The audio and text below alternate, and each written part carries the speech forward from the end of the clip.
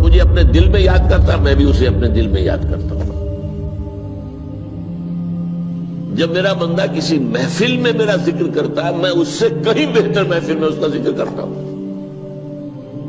اللہ کی محفل تو ملائے اعلیٰ کی ہے، ملائکہ مقربین کی ہے. بہرحال اللہ کو تم اپنے دل میں مستحضر رکھو، اللہ تعالیٰ تمہیں بھی یاد رکھے گا. دوبارہ فرمایا احفظ اللہ تجدہ امامک تجاہک، اللہ کو یاد رکھو تو اپنے سامنے موجود پاؤ گے. جب چاہو دعا کرو تو احفظ اللہ تجدہ امامک یا تجاہک، اپنے سامنے موجود پاؤ گے. اذا سألت فاسأل اللہ، اب آ گیا وہ مرکزی مضمون. دیکھو جب مانگو اللہ سے مانگو، غیر اللہ کے سامنے ہاتھ دراز کرو ہی مت.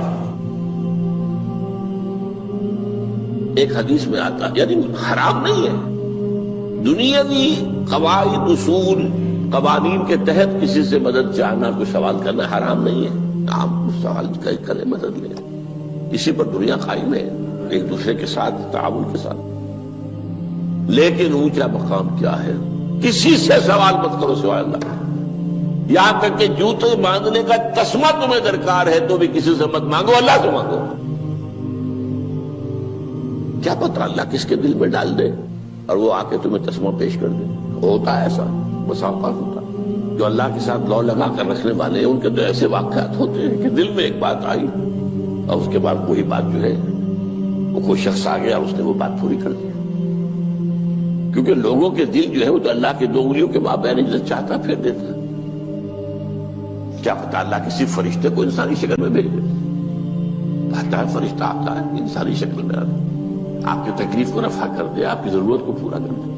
اسی سے مانگو، کسی اور سے مانگو. یہ ہے توحید کا لب لباب. یوں سمجھیے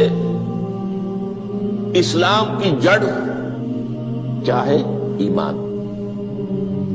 اسلام کا جو خارجی نظام عمل ہے، انفرادی اعمال ہو اجتماعی ہو، ان سب کی روح رواں کیا ہے؟ ایمان. ٹھیک، ایک بات ہو گئی. ایمان کا خلاصہ لب لباب کیا ہے؟ ایمان باللہ. جیسے ایمان بالآخرہ بھی ہے، ایمان بالملائکہ ہے، ایمان بالانبیاء ہے، ایمان بالرسل ہے، ایمان بالکتب ہے، ایمان بالقدر ہے. لیکن اصل ایمان، اسی لیے ایمان مجمل میں آپ کو معلوم ہے کسی اور چیز کا ذکر نہیں. آمنت باللہ کما ہوا باسمائہ وصفاتہ وقبلت جمیع احکامہ اقرار باللسان وتصدیق بالقلب. یہ ایمان مجمل ہے. اجمالی طور پر ایمان اس کا نام ہے. ہاں مفصل تفصیلی طور پر آمنت باللہ وملائکتہ وکتبہ ورسلہ والیوم الآخر والقدر خیرہ وشرہ من اللہ تعالی. تو اسلام کی جڑ ایمان، اور اسلام کا سارا جو نظام عمل ہے، چاہے انفرادی اعمال ہو چاہے اجتماعی، ان سب کی روح رواں ایمان. اور ایمان کا خلاصہ ایمان باللہ. اور ایمان باللہ کا اصل حاصل وہ ہے جو اس حدیث میں آ رہا. اس کے دو ہیں تقاضے. عبادت صرف اسی کی، استعانت صرف اسی سے. اس لیے میں نے سورہ فاتحہ کا تذکرہ شروع میں کیا. یہ عبادت کا جوہر ہے، عبادت کا جو ہے یہ ایمان کا حاصل. عبادت صرف اس کی ہے اور استعانت صرف اس سے. استعانت ہی میں سوال بھی آ گیا، یہ بھی مدد ہے. آپ کسی سے کچھ مدد مالی چاہ رہے ہیں یا کوئی اور مدد چاہتے ہیں، کسی کام میں مدد چاہتے ہیں، جیسے میں نے کہا تھا کہ سفارش کرانا چاہتے ہیں، یہ بھی مدد ہے. وَإِذَا اسْتَعَنْتَ فَاسْتَعِنْ بِاللَّهِ. اور جب مدد مانگو صرف اللہ سے مانگو. اور وہ سارے الفاظ یاد کر لیے: استدعاء، استعانت، استغاثہ. یہ جو غوث اعظم سے استغاثہ کیا جاتا ہے یہ تو شرک ہے. استغاثہ اللہ سے، دعائی اللہ کی. اس اعتبار سے استمداد، استعانت، استدعاء، استغاثہ یہ سب اللہ سے، صرف اللہ سے. عبادت صرف اللہ، ایاک نعبد، اور استعانت صرف اللہ سے. مانگو صرف اللہ سے، جب مدد طلب کرو صرف اللہ سے، اور جان لو اگر تمام لوگ جمع ہو کر تمہیں کوئی فائدہ پہنچانا جائے نہیں پہنچا سکتے، الا بشیء قد کتب اللہ لک وان اجتمعوا علی ان یضروک بشیء لم یضروک الا بشیء قد کتب اللہ علیک، اگر سب مل کر چاہیں تمہیں کوئی نقصان پہنچا دے نہیں پہنچا سکتے مگر وہی کچھ جو اللہ نے تمہارے لیے لکھ دیا۔ اب بتائیے خوف کی جڑ کٹ جائے گی کہ نہیں؟ یہ جو ایمان جو ہے یہ خوف اور حزن دونوں سے نجات دلانے والی بات ہے۔ جو حقیقی مومن ہے وہ اللہ کا ولی ہے، حقیقی مومن وہ اللہ کا ولی ہے، اور الا ان اولیاء اللہ لا خوف علیہم ولا هم يحزنون۔ یہ اولیاء اللہ کو علیحدہ مخلوق نہیں ہے، کوئی ان کے سر پہ سینگ نہیں ہوتے، انسان ہی ہوتے ہیں، لیکن حقیقی معنی میں مومن ان اعتبارات سے جو آج ہم پڑھ رہے ہیں، ایمان اس درجے کا پہنچ گیا تو اللہ کا ولی ہے۔ اور لوگ کے لیے خوف کس بات کا ہوگا؟ کس سے خوف کروں؟ اس کے ہاتھ میں کچھ ہے ہی نہیں، اور اگر کچھ اللہ نے میرے لیے لکھ دیا وہ آ کر رہے گا، چاہے میں لاکھ گڑ گڑاؤں اس کے سامنے کہ مجھے چھوڑ دے، اگر اللہ نے لکھا وہ آیا وہ تو آئے گا، تو کاہے کو اس کے سامنے گڑ گڑانا، کاہے کو جبرسائی کرنا اس کے سامنے، اور کسی کے ہاتھ میں کچھ ہے ہی نہیں، میرا خیر ہے ہی نہیں، کاہے کو خوشامد کرو اس کی۔ اور سنیے، رفعت الاقلام، دیکھو نوجوان، قلمیں اٹھا لی گئی ہیں، وجفت الصحف، اور جو رجسٹر ہیں صحیفے ان کی سیاہی خشک ہو چکی ہے۔ یہ ہے وہ اللہ کا علم، اس میں ہر شے لکھ دی گئی ہے، اس کی قلم اٹھا لیے گئے۔ جیسے آپ کو معلوم ہے امتحان ہوتا تھا، 3 گھنٹے ختم ہو گئے، اسٹاپ رائٹنگ، بس اب قلم رک جانا چاہیے۔ وہ قلم تو تقدیر کا کاتب جو ہے وہ قلم اس کا اب اٹھا لیا گیا، اور جو صحیفے جن پر کے لکھا گیا وہ خشک بھی ہو گئے۔ یہ تو روایت ہے جو امام ترمذی نے جس کو روایت کیا، یہ متن ان کا ہے جو ہم نے پڑھا ابھی، اور ان کا قول یہ ہے کہ یہ حدیث حسن صحیح ہے، لیکن یہی روایت اور انہی راوی سے عبداللہ ابن عباس سے رضی اللہ تعالیٰ عنہما اور بھی محدثین نے کی ہے، تو اس میں سے ایک اور متن جو ہے وہ یہاں پر امام نووی نے دے دیا ہے۔ احفظ اللہ تجدہ امامک، یہ تو پہلا وہ ٹکڑا تھا، وقت تو جاہک تھا، یہاں امامک ہے، امام مطلب ایک ہی ہے، اپنے سامنے پاؤ گے۔ اللہ کی حفاظت کرو، اللہ کو دل میں، اللہ کی یاد کو محفوظ رکھو، گویا کہ اللہ کو مستحضر رکھو۔ ذکر اللہ کے معنی کیا ہے؟ استحضار اللہ فی القلب، یہ ذکر اللہ ہے۔ جنہیں ہم ذکر سمجھ بیٹھے ہیں وہ ذکر کے ذریعے ہے۔ اقیم الصلاۃ لذکری، نماز قائم کرو میری یاد کے لیے، نماز ذریعہ ہے یاد کا۔ یہ علیحدہ بات ہے کہ آپ نے 17 رکعتیں بھی پڑھ لی ہو عشاء کی اور یاد آپ کو آئی ہی نہیں کوئی، آپ تو ایک میکینیکل انداز میں جو ہے وہ اٹھک بیٹھک کر رہے ہیں اور آپ کی زبان سے کچھ بھی نکل رہا ہے، تو اس کا آپ کے شعور سے، دل کی گہرائی سے کوئی رابطہ ہے ہی نہیں، وہ ذکر تو نہیں ہوا۔ ہاں نماز فرض تھی وہ ادا ہو گئی، آپ کی فرض ادا ہو گئی۔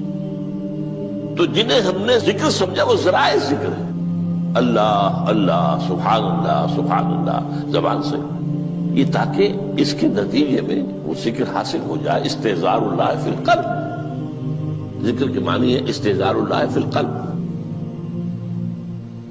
تعرف الی اللہ فی الرخاء، اور دیکھو کشادگی کے وقت میں تم اللہ کو یاد رکھو، اللہ کی طرف رجوع کیے رہو، بھول نہ جاؤ۔ وہ نہ ہو جو کبھی کہا تھا، بہادر شاہ ظفر کے اشعار میں سے بہت زور کا شعر ہے، ظفر آدمی اس کو نہ جانیے چاہے کتنا ہی ہو فام و زکا، جسے عیش میں یاد خدا نہ رہی، جسے تیش میں خوف خدا نہ رہا۔ وہ ہے کشادگی کی حالت میں، جبکہ تمہارے لیے کشادگی ہے، اللہ کی طرف رجوع کیے رکھو۔ یعرف کا فی الشدہ، تو اللہ اپنی توجہ تم پر رکھے گا شدت کے وقت میں، جب تمہیں کوئی تکلیف ہے اس تکلیف کو تم پر آسان کر دے گا۔ تکلیف تو آنی ہے، جو لکھی ہوئی ہے وہ تو آئے گی، لیکن یہ کہ اللہ تعالیٰ اس کی شدت کو، ایک ہی چیز ہے جس کو ایک انسان بہت شدت کے ساتھ محسوس کر رہا ہے، دوسرا آدمی اتنا نہیں محسوس کر رہا ہے، احساس کا معاملہ ہوگا نا۔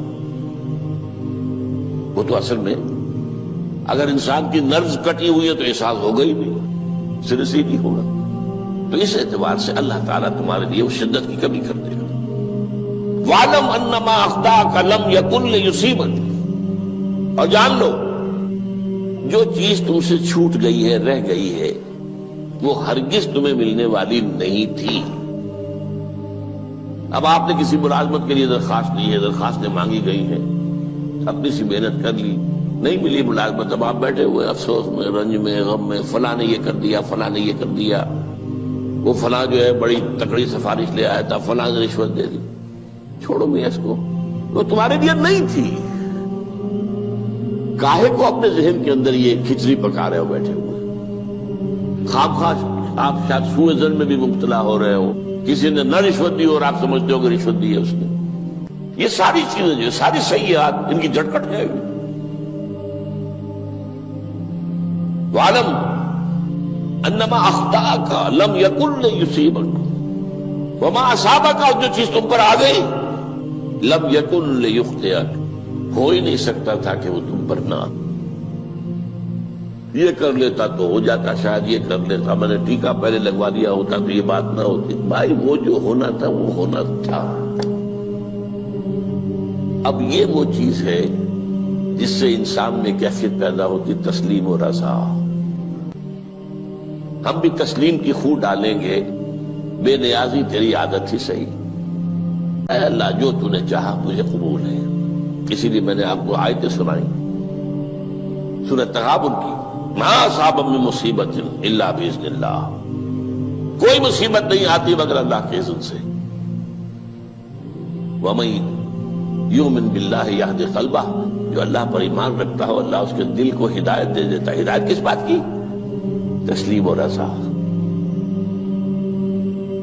سر دوستاں سلامت کہ تو خنجر آزمائی، نہ شبد نصیب دشمن کے شبد ہلاکت تیغت۔ اے اللہ تیری طرف سے ہے، مجھے قبول ہے، اور بظاہر مجھے تکلیف ہو رہی ہے لیکن یقیناً اس میں میرا کوئی خیر ہے۔ بیدک الخیر، تیرے ہاتھ میں تو خیر ہی خیر ہے، جو بھی تیری طرف سے آئے۔ سر تسلیم خم ہے جو مزاج یاد میں، اور یہ مضمون جو ہے زیادہ بڑے پیمانے پر سورہ حدید میں آیا ہے۔ ما اصاب من مصیبت فی الارض ولا فی انفسکم الا فی کتاب من قبل ان نبرأہا، کوئی مصیبت نہیں آتی نہ تمہاری جانوں میں نہ زمین میں زلزلہ آ جانا، سیلاب آ جانا، کچھ اور زمین کا دھنس جانا، یا یہ ہے کہ تمہاری جانوں میں کوئی بخار ہو گیا، کوئی اور تکلیف ہو گئی، اچانک معلوم ہوا کہ انسان جو کینسر ہے، اور کینسر بھی اب 3rd سٹیج کو پہنچ چکا ہے، لیکن جو بھی آیا ہے وہ اللہ کے علم کی کتاب میں پہلے سے لکھا ہوا ہے۔ فی کتاب من قبل ان نبرأہا، یہ کتاب میں درج ہے اس سے پہلے کہ ہم اسے ظاہر کریں۔ اس کا نتیجہ کیا نکلنا چاہیے؟ لیکن لا تأسوا علی ما فاتکم ولا تفرحوا بما آتاکم، افسوس نہ کیا کرو جو تم سے جاتا رہے، چھوٹ جائے، کوئی عزیز فوت ہو گیا، کوئی موقع ہاتھ سے نکل گیا، ارے بھائی میں چوک گیا، بڑا موقع تھا، اب اس پر افسوس کر رہے ہیں۔ نہیں، جو چیز دیکھیں لا تأسوا علی ما فاتک ولا تفرحوا بما آتاک، جو اللہ تمہیں دے دے اس پر اتراؤ مت۔ وما اصابک لم یکن لیخطئک واعلم ان النصر مع الصبر، اور جان لو اللہ کی مدد صبر کے ساتھ آتی ہے، جو آئے اس کی طرف سے جھیلو، زبان پر کلمہ شکوہ اور شکایت نہ آئے، اللہ سے شکایت نہ آئے، تسلیم و رضا، جو تیری رضا ہے۔ تیری صحت ہمیں منظور ہے لیکن اس کو، مولانا محمد علی جوہر ایک مرتبہ جیل میں گئے، ایک بیٹی بیمار ہوئی، فوت ہو گئی، اس کے بعد دوسری مرتبہ پھر جیل میں گئے، دوسری بیٹی کو وہی بیماری ہوئی،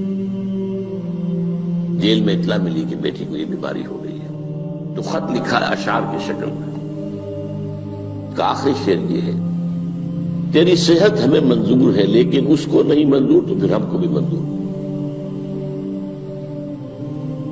ہم تو چاہتے ہیں میں بیٹی کے تجھے شفا ہو جائے، اسے منظور نہیں تو پھر ہمیں بھی منظور۔ وَاعْلَمْ أَنَّ النَّصْرَ مَعَ الصَّبْرِ وَأَنَّ الْفَرَجَ مَعَ الْكَرْبِ۔ فرج، فراخی، کھل جانا کسی چیز کا، یہ ہے کرب کے ساتھ، تکلیف کے ساتھ، تکلیف ہوتی ہے ساتھ۔ اللہ نے قانون بنایا ہے دنیا کا۔ اب آپ اندازہ کیجئے بچے کی ولادت میں ماں کو کتنی تکلیف اٹھانی پڑتی ہے۔ آج کل تو فیشن ہو گیا ہے، سیدھے سیدھے جاؤ، آپریشن کراؤ، تکلیف سے بچ جاؤ، لیکن یہ ہے کہ یہ بھی آپ کے علم میں ہوگا، وہ ساری تکلیف جیسے ہی بچے کو لا کر ماں کے برابر لٹایا ہے، ساری تکلیف ختم، پھر جو راحت اس سے میسر آتی ہے۔